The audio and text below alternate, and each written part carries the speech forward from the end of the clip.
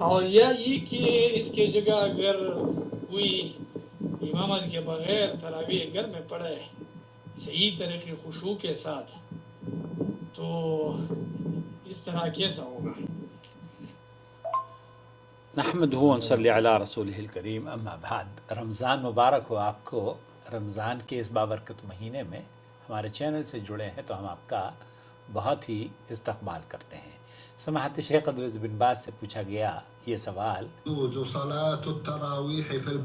میں گھر میں نماز پڑھتا ہوں، بہت سی وجوہات ہیں، لیکن گھر میں بعض مرتبہ ہمارے محلے کا جو امام ہے وہ حافظ قرآن بھی نہیں ہے، اور یہاں اتنی تیزی سے پڑھی جاتی ہے نماز کہ کچھ سمجھ میں نہیں آتا، گھر میں پڑھ لیتا ہوں، اور وہ بہت ساری خطائیں بھی کرتا ہے نماز میں۔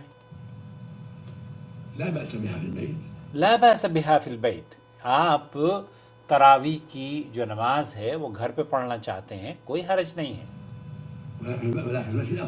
ولیکن فی المسجد افضل، تراویح کی جو نماز ہے یہ مسجد میں افضل ہے۔ ان تصلی فی المساجد کما فعلها النبی صلی اللہ علیہ وسلم وفعل الصحابہ،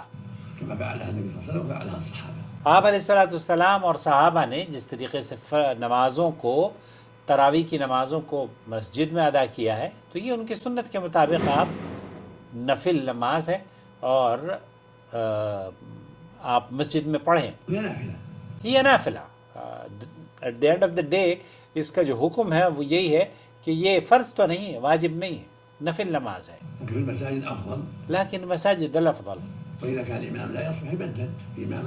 آپ اگر کوئی امام ایسا خراب امام ہے جو اس کا عقیدہ درست نہیں ہے، آپ اس کو دوسری مسجد میں چلے جائیے۔ آپ ایون اگر کوئی حافظ نہیں ہے اور قرأت ایسے کر رہا ہے اٹھا کے قرآن میں دیکھ کر، تب بھی آپ پڑھ سکتے ہیں اس کے پیچھے، لا بأس۔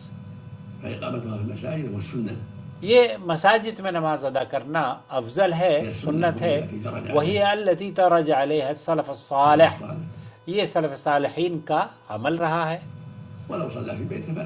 اگر کسی نے نماز گھر میں پڑھ لی ہے تو یہ نفل نماز ہے، فلا حرج، فلا حرج۔